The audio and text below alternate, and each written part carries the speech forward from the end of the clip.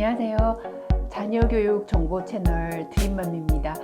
오늘은 11학년 전략짜기 이것만 알면 명문대 반은 합격이라는 내용에 대해서 얘기해 보려고 하는데요.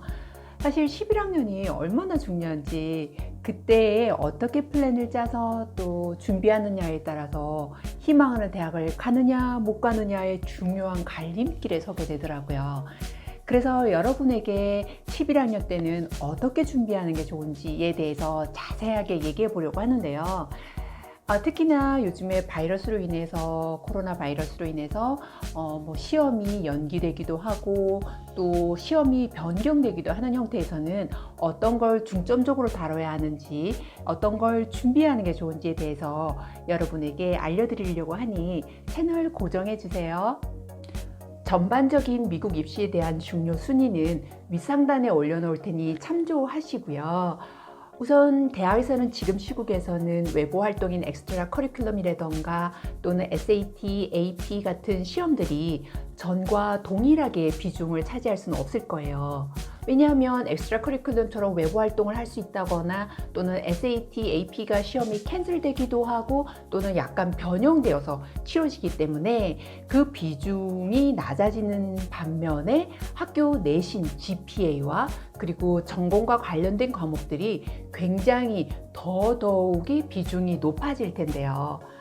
그렇다면 10학년 때보다 더 높은 과목, 똑같은 과목이라도 AP를 한다거나 아너스를 한다던가 아니면 대학 2, 3학년의 수준의 과목들로 도전적인 과목을 들을 뿐만 아니라 이것이 10학년보다 성적을 더 상향 곡선을 걷는다라는 느낌을 줘서 대학 측에서 어떤 어려움이 있어도 꿋꿋하게 공부한다는 이 학생을 꼭 뽑을 수밖에 없도록 만드는 그런 전략을 쓰셔야 한다고 봐요.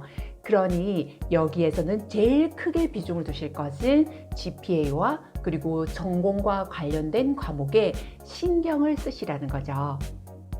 그렇다면 AP는 보통 몇 과목 정도를 수강하는 게 좋을까요? 라는 질문도 많이 하시는데요.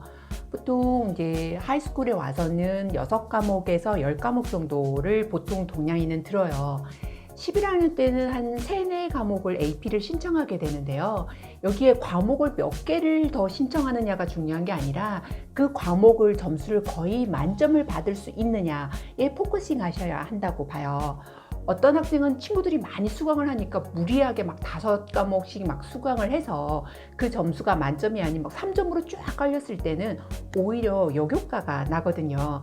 그러니까 3과목을 듣더라도 만점에 근접해서 이 과목을 제출할 때 적어도 정말 장점으로 작용을 할 수 있도록 그 점수 관리에도 신경을 쓰셔야 하는 게 중요한데요. 보통 이제 11학년 수강하기 전에 그 방학 때에 몇 회 정도 서머리를 해보시고요. 그리고 모의고사 테스트도 보시면서 대략적으로 이 아이가 점수가 어느 정도 나오겠다라는 점수의 예측을 해보시고 점수가 괜찮게 나올 것 같고 또 전공과 관련된 것은 수강 신청을 하고 또 점수가 잘 안 나올 것 같은 건 배제를 하는 그런 요령도 필요해요. 그리고 2020년에 AP가 온라인으로 45분간 치러지게 되는데 전혀 다른 형태잖아요. 그래서 4월 말에 샘플링이 나온다고 하니 꼭 연습해 보시고요. 갑자기 연습 안 하고 5월에 이제 시험을 보게 됐을 때 실수를 하면은 그냥 통으로 날아가 버리는 거잖아요. 그러니까 샘플링을 꼭 여러 번 테스트해 보실 것을 권유드려요. 그리고 SAT나 ACT 같은 경우에도 지금 캔슬이 계속 된다 하더라도 어느 날 갑자기 시험을 볼 수도 있으니 이 부분도 방심하지 마시고 꼭 준비도 해 두시고요. 다음은 엑스트라 커리큘럼인데요. 코로나로 인해서 전반적으로 다양하고 폭넓은 그런 활동을 하기가 어렵잖아요. 그런데 이제 이럴 때에는 아주 이제 인상적인 활동, 즉 예를 들어서 마스크를 만들어서 기부한다거나 아니면 관련 앱을 만들어서 비록 집콕하지만 아주 입학사정관에게 인상적인 활동을 보여줄 수 있는 그런 것도 모색해 보시는 것도 중요할 것 같고요. 그런데 무엇보다도 11학년 올라가서 가장 먼저 해야 될 것은 카운슬러와 친해지기예요. 우리나라 사람들은 보통 보면 성적에만 좀 신경을 많이 쓰는데요. 정작 추천서를 정말 잘 써주고 대학에 관련된 어드바이스를 해줄 분은 카운슬러시거든요. 그래서 한 예로 고학년 때부터 그 담당 카운슬러와 철저하게 잘 컨택하고, 그래서 그분은 이 학생에게 대학에 관련된 많은 정보도 주고 유료한 액티비티도 소개해주고 또 덤으로 추천서도 아주 잘 써줌으로써 전교 1등보다도 더 좋은 넘버1 대학을 입학하게 되었는데요.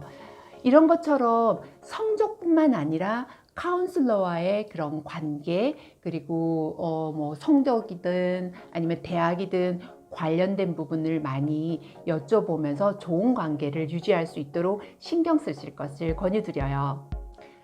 다음은 이제 전에도 언급한 바와 같이 교사 추천서인데요. 우리가 이제 대학을 갈 때 코어 과목이죠. 그런 선생님께 미리 부탁을 하는 거예요. 그때 좀 친분을 잘 쌓아두는 게 필요한데요. 보통은 한국 학생들이 12학년 때 그때 가서 추천서 필요할 때 추천서 좀 써주세요 라고 하는 경우가 있는데요. 그럴 때 그분은 너무 인기가 많으시거나 좀 잘 써주시는 분이라면 예약이 꽉 차 있을 수가 있어요. 그래서 아무리 써주고 싶더라도 써줄 수 없을 경우도 있고요.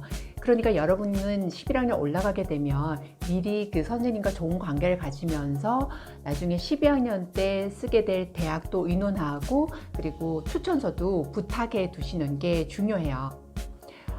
이런저런 뭐 여러 가지 것들이 정말 많지만 11학년 때 중요한 몇 가지 말씀드린 부분은 꼭 기억해 두시고요. 지금 뭐니 해도 안전이 제일 중요하죠. 그런 가운데서도 열심히 꿈꾸고 노력하고 학업에 매진하는 우리 구독자님들 힘내시고 다음 시간에도 더 좋은 주제를 가지고 찾아뵙겠습니다. 감사합니다.